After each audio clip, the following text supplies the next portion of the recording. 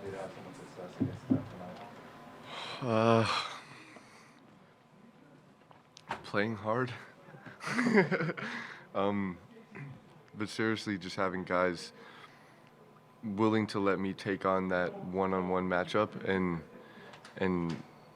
play the rest of the team 4-on-4 and be able to over rotate and get into a lot of really tough rotational situations on defense and put out a lot of fires to allow me to just stay close to the body and not let Steph get anything easy.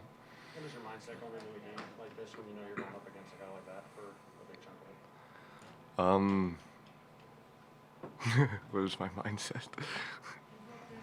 Or how do you prepare? There's like no secrets to this kind of like to guarding people like that. It's just you gotta play really hard. You gotta like be willing to get scored on and like he's gonna make some spectacular plays and you have to be able to play through that and just trying to be a consistent force and not let his success take you on a roller coaster. Do you feel like you've ever had an assignment like that where you have to work so hard around the court just to limit the damage?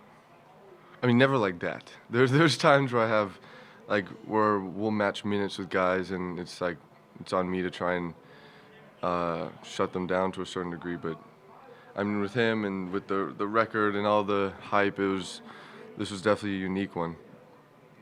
Matisse, we haven't seen you celebrate a three demonstratively as you did late down the stretch tonight. What do you think added up to your willingness to be able to celebrate that moment? Well, I finally made a couple. But no, this was a big game. Like sold out, and when you have the energy of Philly behind you, it's contagious. And yeah, when you get the opportunity to make a big play and celebrate with the greater Philly area, it's a pretty good feeling. Speaking of celebrating, Burke also had a couple go in tonight. Yeah. How good, especially the one late that brought you guys within three, how did it feel for you to watch him work through or at least get to this point in what he's been going through lately? Yeah, I mean, honestly, we kind of hit a rut as a team shooting wise, and to see everyone kind of make their way out of it to a certain, or just like as a team to get out of it a little bit. But Ferk especially, just because of the boost that he brings and his ability to just put up numbers really fast when he's on, it was really fun to see him get going a little bit and hopefully have that be what like kickstarts him back to his old self. Matisse Thybulle said that you have a chance. He thinks you can win Defensive Player of the Year at some point. That's something you think about.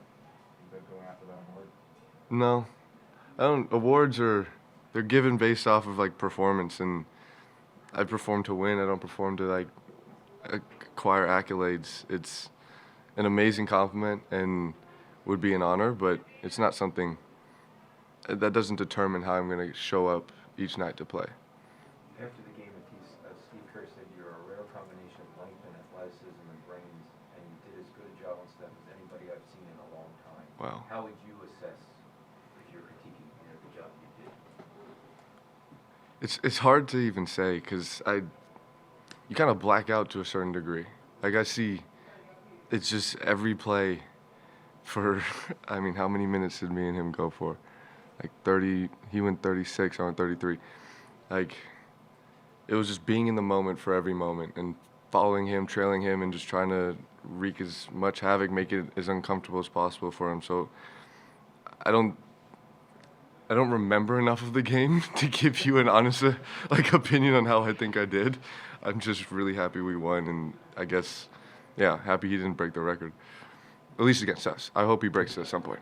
Do you ever amaze yourself though? I mean, because like this is a guy that people say he can't be stopped. You know, you could just contain him a little bit. But do you ever amaze your own self on some of the things you do defensively? I mean, some of it's kind of cool. I don't know. I don't have a. There's not like a. I don't know. I just read and react. Like it's just instincts. I just play the game intuitively, and like these things just happen. They come out of me, and it's hard for me even to take credit for it and like really soak it all in, because it's just like after the fact I'm like, what, like I'm still trying to process like what did I just do, how'd that happen?